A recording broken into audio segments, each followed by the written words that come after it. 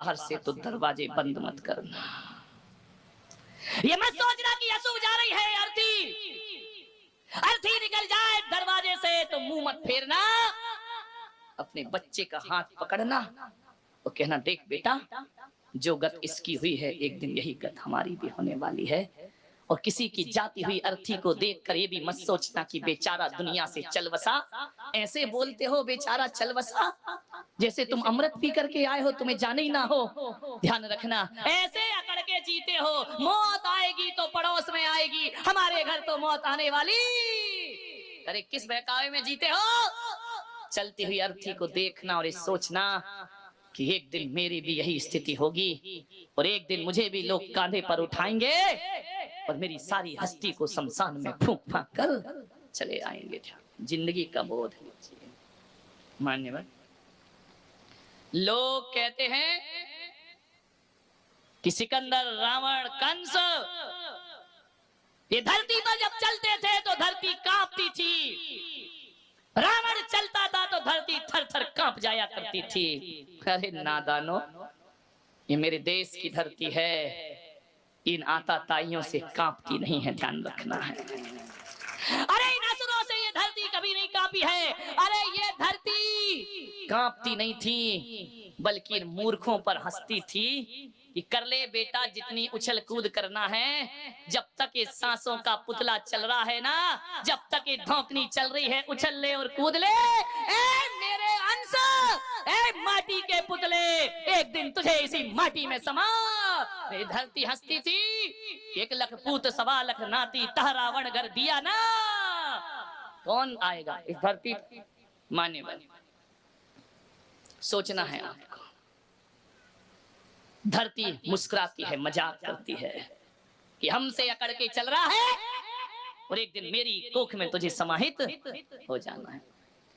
मौत ने जमाने को क्या समा दिखा डाला, कैसे कैसे रुस्तमों को खाक में मिला डाला। ध्यान रखिए। एक सेठ था, दुकान में बैठा था। अचानक क्या हुआ, यमराज आ गए। अभी मैं आ रहा था, गेट पे यमराज का चित्र बना हुआ था। मुझे नहीं मालूम है कि कोई दुनिया में ऐसा यमराज है जो आदमी को लेने आता हो, छोड़ने जाता हो, यमदूत आते हो। मुझे नहीं पता सच्चाई क्या है, ऐसा मैंने सुना है कि कोई यमराज आते हैं और आदमी को उठाकर आए या ना आए। ये जो कहानी कह रहा हूं ये सरासर गप है, ध्यान रखना, झूठी है। सच है तो सच है और झूठ है तो झूठ है। कहानी मनगढ़ंत है, बनाई हुई कहानी है। इसे किसी पुराणों में मत तराशना कि जाके गीता पलटो, कुरान पलटो, बाइबल पलटो। महाराज ने जो कहानी बताई वो तो इसमें है ही नहीं, और जो इसमें है नहीं वो सच हो नहीं सकती है। आदमी की मानसिकता बन गई है। कुछ बातें पुराणों की होती हैं और कुछ बातें प्राणों की हुआ करती हैं। ध्यान रखिए, ये प्राणों की बातें लोगों के प्राणों तक पहुंचती हैं और पुराणों की बातें लोगों के कानों तक पहुंचा करती है। सेठ बैठा था, यमराज आ गए। सेठ तराजू में तौल रहा था, बनिया रहा होगा। सेठ तो सब बनिया ही होते हैं। जैसे ही यमराज गए, सेठ के तो पसीने छूट गए। उसने कहा आप?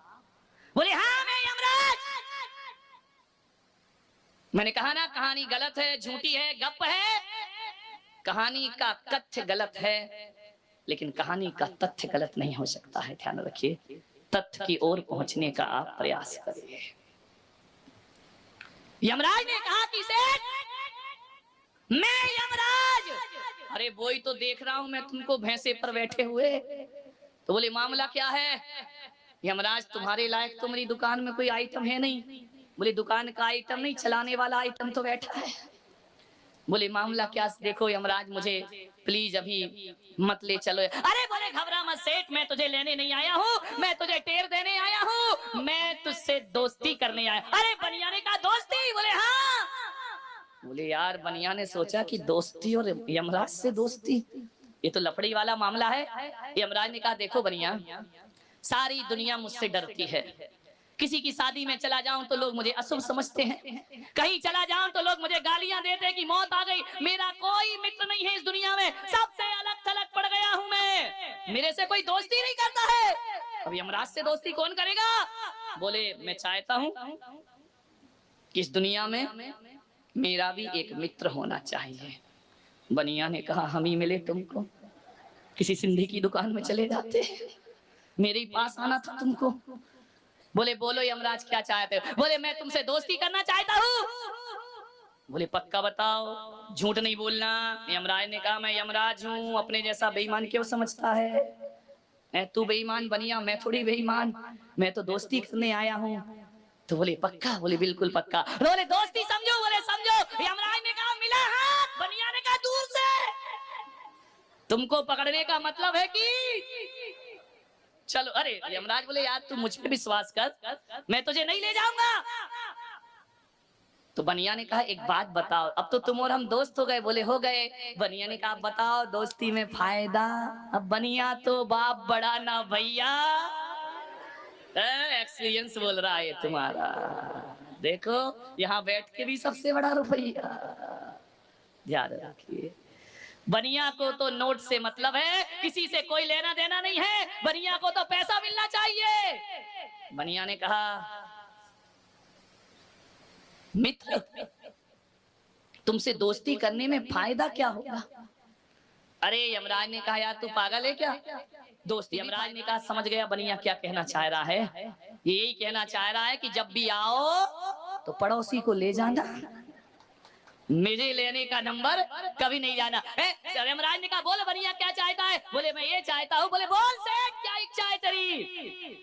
बोले तुम तो समझ गए होगे अंतर्यामी हो। बोले देखो सेठ, आरजू खुदा से करो बंदे से नहीं, और दोस्ती हमसे करो धंधे से। तुम्हें ले जाना मेरा धंधा है, यदि घोड़ा घास से दोस्ती करेगा तो खाएगा क्या? बोले तुम्हें लेकर के तो मैं जाऊंगा, लेकिन आज नहीं ले जाऊंगा। सेठ ने कहा यार बख्शोगे नहीं? बोले नहीं, ये तो दुनिया की रीत है, बड़े बड़े महापुरुष भी आए तो वो भी काल के गाल में समा जाते। तो बनिया ने कहा एक काम करो, तुम लेने आओगे? बोले पक्का। बोले यार तुम्हारी एक सबसे गंदी आदत है, तुम कहीं भी आ धमकते हो। किसी की बारात में जा रहे वहीं आ जाओगे, घर में खुशियां हो रही वहीं आ जाओगे, मंदिर जा रहे वहीं आ जाओगे। और कभी कभी तो तुम ऐसा करते हो कि दूसरों को जलाने जाओ और खुद के जलने का नंबर आ जाता। बोले यार थोड़ा सिस्टम सही करो। बोले क्या सिस्टम? बोले तुम मेरे दोस्त हो। बोले दोस्त हो। तो बोले यार आने के पहले कोई खबर अबर दे देना मुझे। तो बोले क्या मतलब? बोले यार साल 6 महीने पहले दे देना। बोले क्यों? बोले शास्त्रों में मैंने पढ़ा है कि अंत भला सो सब भला। मैंने जीवन में धर्म किया नहीं है, अच्छे कर्म किए नहीं है, सद्व्यवहार किए नहीं है, मैं अंत समय में सुधार लूंगा तो मेरा ये जन्म भी ऐसे गया और अगला जन्म भी ऐशो आराम से। अरे यमराज ने कोई बात नहीं, डोंट वरी, ले चलूंगा तुमको, खबर दे दूंगा, लेकिन देख बनिया खबर आ जाए तो अलर्ट हो जाना, वरना मैं आ गया तो फिर कुछ सुनने वाला नहीं। बोले ठीक है। तो यमराज ने कहा फिर मैं चलूं? बोले जल्दी किसको, तुम्हारे चक्कर में 10 ग्राहक भाग गए, तुम खड़े हो, लोग देख देख के भाग रहे कि यमराज खड़ा, कौन जाए, अभी ग्रास बना लेंगे, इसलिए जल्दी जाओ। बोले चाय आए पियोगे क्या? अरे यमराज ने कहा यार मैं चाय कहाँ पीता हूँ, मैं तो जिंदगी पीता हूँ, चाय आए हमारे मृत्यु लोक में तो चलती नहीं है, यमलोक में चाय नहीं चलती है। तो सेठ ने कहा फिर निकल लो तो हमारे और ग्राहक आ जाएं, सब खड़े हुए हैं। तो यमराज ने कहा ठीक है। बोले एक बात याद रखना दोस्त कि खबर जरूर करना। बोले जरूर करूंगा, चिंता मत कर। अब तो सेठ मस्ती में हो गया, उसने कहा टेंशन काहे का, अब तो लाइसेंस बन गया, अब तो मुझे परमिट मिल गया, अब तो खबर आएगी तब जीवन सुधार लूंगा, पहले तो थोड़ा धर्म कर ही लेता था। सेठ ने कहा अब तो ऐशो आराम करो, खाओ पियो मौज मस्ती करो। रात में खाने लगा, आलू खाने लगा, प्याज खाने लगा, मंदिर जाना भूल गया, होटल जाना शुरू करे, बहुत मौज मस्ती कर लो, नरम नरम गरम गरम तरम तरम सब आने दो, जो देखो जब देखो तब खाए पिए ऐश करे। सुरा सुंदरी का शौकीन हो गया सेठ बुढ़ापे में, जिंदगी बिगाड़ ली। बस यही बात थी उसके मन में कि अंत सुधरा तो, और अब तो अंत सुधरेगा ही सुधरेगा, क्योंकि यमराज आने से पहले एक आध चिट्ठी तो भेजेगा ही भेजेगा। भूल गया, ध्यान रखना, जब जब आदमी मौत को भूलता है, जिंदगी के सफर में कदम लड़खड़ा जाते हैं। ध्यान रखिए, जो मौत को याद रखता है, कदम संभाल संभाल करके उठते हैं। ध्यान रखना, अभी तुम्हें पता चल जाए कि तुम्हें सांझ ही मरना है, तो क्या शराब पी सकते हो तुम? अभी पता चल जाए कि आज तुम्हारी जिंदगी का आखिरी दिन है, यदि पता चल जाए कि घंटे भर बाद मरना है, तो मैं कहता हूं पंडाल में सारे बैठे लोग राम नाम की, अरिहंत नाम की माला लेकर बैठ जाएंगे और सोचेंगे कि जीवन भर का प्रायश्चित कर लिया जाए, जो अपराध किए हैं वो खत्म कर लिए जाए, उन्हें धो लिया जाए, जिनसे दुश्मनी है दोस्ती कर ली जाए, क्योंकि घंटे भर बाद तो मुझे दुनिया से ना खा सकेगा ना पी सकेगा। आदमी जो मौत को भुलाते हैं वो अक्सर बहक जाया करते हैं। ध्यान रखें, इसलिए मृत्यु को हमेशा याद रखिए। जीवन में कुछ याद रखो या ना रखो, जीवन के दो परम सत्य हैं। एक तो वह है जिसने हमें भेजा है, वो परमात्मा जीवन का परम सत्य हुआ करता है, और एक वो है जो हमें जीवन छीनता है, वो मौत जीवन का परम सत्य हुआ करती है। भूल गया सेठ, एक दिन यमराज आ गए, उन्होंने कहा सोए सेठ। अरे बोले कौन? मित्र आओ पधारो, कुछ लोगे? अरे लोगे होगे नहीं। बोले क्या? बोले चलो टाइम हो गया। अरे बोले यार देखो धोखा मत दो, तुमने दोस्ती में वादा किया था कि खबर दूंगा, चिट्ठी दूंगा, तुमने कुछ नहीं दी, फिर अचानक आ धमके। तुम्हारी जात कभी चेंज होगी या नहीं होगी? है? उसने कहा यार ये जात वात की बात मत कर, तेरा समय हो गया, तेरे चलने का समय हो गया, चलो अब तेरे को एक मिनट भी यहाँ नहीं रुकना है, तेरी जिंदगी की दी हुई सांसें अब खत्म। सेठ तो घबरा गया। सेठ ने कहा यार मैंने तो अभी अपने आप को बदला ही नहीं है, मैंने कुछ किया ही नहीं, ना धर्म किया, ना पूजा की, ना पाठ की, ना मैंने सत्कार किया, ना परोपकार किया, और मुझे मालूम है मरने के बाद मेरी दुर्दशा ऐसे कृत्य मैंने किए हैं। मौत ने कहा समय खत्म हुआ, चलिए तुम्हारा टाइम पूरा हो चुका है। उसने कहा यार धोखा मत दे, तूने दोस्ती की थी और यार तूने तो कहा था कि चिट्ठी लिखूंगा, और एक भी चिट्ठी नहीं लिखी तूने। यमराज ने कहा पागल, एक नहीं कई चिट्ठियां लिखी हैं मैंने। चिट्ठी कई लिखी हैं, आई तो एक भी नहीं। बेटे से कहा क्यों रे रामलाल? बोले यमराज अंकल की चिट्ठी आई क्या? उसने कहा बुढ़ऊ पागल हो गया, दिमाग खराब, कोई यमराज चिट्ठी विट्ठी लिखता है क्या? पत्नी शिकारी सौभाग्यवान इधर आ। बोले क्यों चिल्ला रहे सवेरे सवेरे? बोले सारा सौभाग्य जा रहा है तेरा। बोले मतलब क्या है? बोले वो चिट्ठी बता जो पोस्टमैन दे के गया था। अरे बोले कोई चिट्ठी बिट्ठी नहीं, जीवन में ऐसे काम किए कोई तुमको चिट्ठी लिखेगा? लोग तो तुम्हें गाली देने को तैयार नहीं है, तुम चिट्ठी की बात कर रहे हो। अरे बोले तू ज्यादा बकबक मत कर, जिंदगी के हिसाब किताब, जिंदगी खतरे में पड़ी है। बोले यमराज की चिट्ठी आई थी क्या? बुढ़िया ने देखा कि बुढ़े का ऊपर का माला खराब हो चुका है। यमराज से कहा कि देखो मैं झूठ बोल सकता हूँ, पत्नी झूठ कैसे बोलेगी, बच्चे झूठ कैसे बोलेंगे?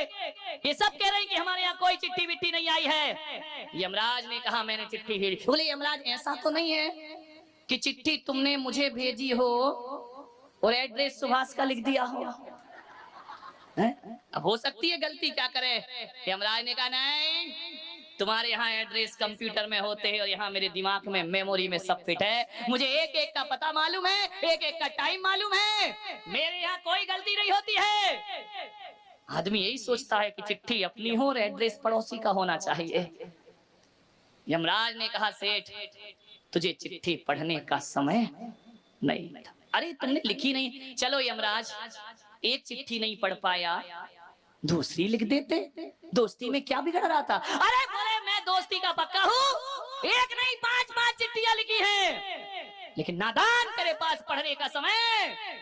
उसने कहा 5 चिट्ठी आई और मैंने एक भी नहीं पढ़ी। पूरे बिस्तर इस्तर फेंके, टेबल फेंका, सामान फेंके, बही खाते की टेबल हटाई, चिट्ठी गई तो कहाँ गई? मैंने तो मकान भी नहीं बदला, वही मकान है। यमराज ने कहा पागल, यमलोक में कोई कागज की फैक्ट्री तो है नहीं जो मैं तुझे कागज में चिट्ठी लिखता। तो बोले मतलब क्या है? तार किया था, टेलीग्राम किया था, टेलीफोन किया था, मोबाइल लगाया था। बोले वहां नेटवर्क ही नहीं पकड़ता है। ध्यान रख, जितने तुम्हारे पुरखे गए लगा के देखना, नेटवर्क ही नहीं पकड़ेगा, ये सुविधा यहाँ उपलब्ध नहीं है। बोले लाख कोशिश कर ले। तो बोले फिर चिट्ठी कैसे लिखी तुमने मुझे? बोले चल देख, इस दुनिया में जो चिट्ठी लिखी जाती है ना, कागज सफेद होता है और स्याही काली होती है, और मेरे यहाँ जो चिट्ठी लिखी जाती है कागज काला होता है और स्याही सफेद होती है। बोले क्या मतलब? बोले देख, आईने में अपने आप को, जब मैंने तेरे बाल सफेद कर दिए वो मेरी पहली चिट्ठी थी, तुझे सावधान हो जाना था, वो यमराज की पहली चिट्ठी थी। देख एक बात ध्यान रखना, दुनिया में हर सफेद चीज धीरे धीरे काली होती है, लेकिन बाल दुनिया में ऐसे हैं एक जो काले से धीरे धीरे सफेद हुआ करते हैं। बाकी काला रंग कभी सफेद नहीं होता है, काला सफेद रंग काला होता है, लेकिन ध्यान रखना ये बाल ऐसे हैं जो काले से धीरे धीरे